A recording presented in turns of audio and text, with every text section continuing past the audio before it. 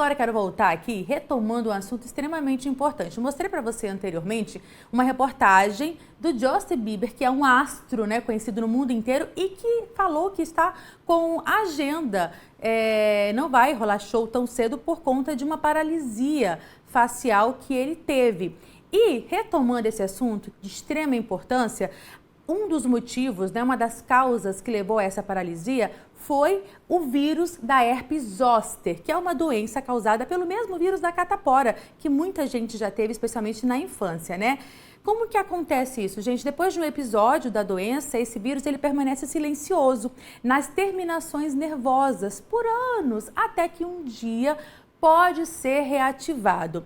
E sobre esse assunto, exatamente porque muita gente nunca nem ouviu falar sobre essa herpes, a gente convidou um especialista, o neurologista e também o neurofisiologista, Dr. Ricardo Brioche, que já está ao vivo com a gente. Doutor, muito obrigada pela sua presença, bom dia. E a gente vai aproveitar essa situação, esse caso do Justin Bieber, para a gente trazer um assunto que pode ter ligação com essa paralisia facial dele, né? Muito bom dia para o senhor. Perfeito, bom dia, é um prazer estar aqui com vocês, né? Realmente é algo que é um tema que é pouco divulgado, é pouco falado, né? Pouco se sabe assim na população em geral, mas é um tema super importante. Perfeito, doutor. Falamos aí da questão que é o mesmo vírus também que causa a catapora. E aí eu te pergunto, qualquer pessoa que teve catapora pode desenvolver esse tipo de herpes? E a gente já sabe o que reativa, o que acorda esse vírus? Certo. O vírus varicela zoster, né, o primeiro contato que a gente tem com ele, seja em qualquer idade, né, ele vai provocar como manifestação inicial a catapora, a varicela que a gente conhece. Como é muito comum o contato na infância, as crianças elas desenvolvem muito frequentemente essa patologia, essa doença. Às vezes até com sintomas muito tênues que a gente dificulta um pouco o reconhecimento dessa primeira infecção. Mas qualquer pessoa que já teve catapora, que já teve contato com esse vírus, pode desenvolver o herpes zoster, né, que, como você já tinha dito, tinha mencionado, é justamente a reativação desse vírus. Ele é um vírus que tem afinidade pelo sistema nervoso, então o nosso sistema imune ele consegue controlar aquela infecção inicial, mas o vírus ele migra pelas raízes nervosas até o gânglio nervoso e lá ele fica quiescente, ele fica latente, escondidinho. Existe, né, com o passar da idade, o principal fator de risco é justamente a idade. A gente sabe que depois dos 50, dos 60 anos, grande parte das pessoas que tiveram contato com varicela, e a gente sabe que muita gente que já teve, né, pode ter como manifestação essa doença, que é o herpes zoster, aquele popular cobreiro que a gente sabe, né? O vírus, ele reativa, ele migra pelas terminações nervosas até gerando uma inflamação e ele pode se expressar com aquelas erupções vesiculares na pele.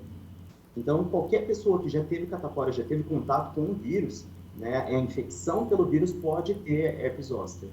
Doutor, o vírus... Desse ponto, né, da reativação, né, o que pode causar, a gente sabe que estados de imunossupressão, né, estão relacionados com isso. Então, pacientes que têm diabetes, pacientes fazendo quimioterapia, tratamento de câncer, pacientes que, às vezes, até situações de estresse, né, às vezes podem participar dessa reativação do vírus. Então, assim, são vários fatores, às vezes até o fator a gente não consegue entender muito bem, mas, assim, existe a possibilidade e a gente sabe que 1/3 das pessoas que tiveram contato com varicela zoster, infecção pela varicela zoster, podem desenvolver herpes zoster. Perfeito. Doutor, existe também uma relação com a baixa imunidade que pode manifestar esse vírus que está ali quietinho, né? Pode reativar? E aí também já pergunto em relação à questão da Covid, porque durante a pandemia tem um estudo de uma universidade, se não estou errada, de Montes Claros, que diz que houve um aumento durante a pandemia da reativação, digamos assim, desse vírus. Então, teria relação com essa baixa imunidade? Sim. Qualquer situação que possa predispor um indivíduo, né, a uma situação de imunossupressão pode levar à reativação desse vírus. Então, diabetes, por exemplo, que é uma situação extremamente imunossupressora, uma situação que, quando não bem controlada, pode levar a infecções e não só, né, relacionada ao herpes, outras infecções.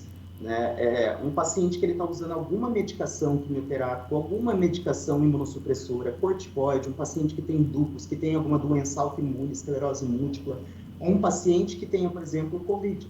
Né? Covid a gente sabe que é uma doença que tem uma repercussão importante no sistema imunológico, tanto em termos de debilidade quanto em termos de manipulação ali do sistema imunológico. Tantas pessoas que desenvolvem quadros graves são por estados hiperinflamatórios causados pela doença. Então, esses pacientes, né, e como grande parte desses pacientes já tiveram varicela, o vírus ele está lá, quiescente, escondidinho, nessas situações o vírus ele pode reativar. Então, nessa situação COVID, né, a gente sabe que é um fator de risco também para a reativação do vírus. Certo, e é importante a gente lembrar que essa paralisia facial é um desdobramento. Não quer dizer que todos que tenham reativado a questão do vírus tenha essa consequência, né? É bom a gente deixar isso bem claro, né, doutor?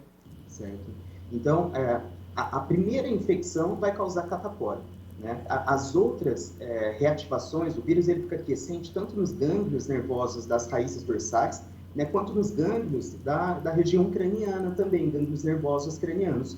Quando ele reativa, uma das manifestações possíveis da doença é essa chamada síndrome de Ramsay-Hunt, por exemplo. Né? Além do herpes zoster, quando reativa ali nos gânglios da raiz dorsal, além de outras manifestações mais raras e às vezes mais graves, por exemplo, meningite, por exemplo, neuropatias, outras, né? Inclusive neuralgia pós-herpética é uma complicação bastante importante da doença. Tá? Então, a gente tem uma situação que pode ter outros desdobramentos mesmo. Agora, uma informação muito importante que muita gente não tem acesso, né, é a questão da vacinação. Existe vacina contra o herpes zoster? Fale um pouquinho para a gente sobre isso. Perfeito. Hoje, a gente tem sim vacina contra, né, a varicela zoster. Então, a gente tem 2 vacinas disponíveis aqui no mercado atualmente, que são uma vacina pelo vírus, que é feita com um vírus vivo atenuado, tá? E essa vacina não são todos os pacientes que podem tomar, eles são indivíduos que têm uma imunocompetência, que eles são indivíduos que têm uma saúde já um pouquinho melhor. E tem uma outra vacina, né, que é feita com um vírus inativado. Essa vacina seria, né, indicada para todas as pessoas. A gente sabe que boa parte das pessoas já tiveram contato com o vírus, então é algo que, e como eu já tinha dito, né, tem estimativas que falam que 1/3 das pessoas vão ter herpes zoster, né, e o principal fator de risco é o envelhecimento. Então é uma vacina que basicamente está indicada para todos os pacientes idosos depois dos 50 anos, e a gente vai avaliar o grau de imunidade para indicar uma vacina ou outra.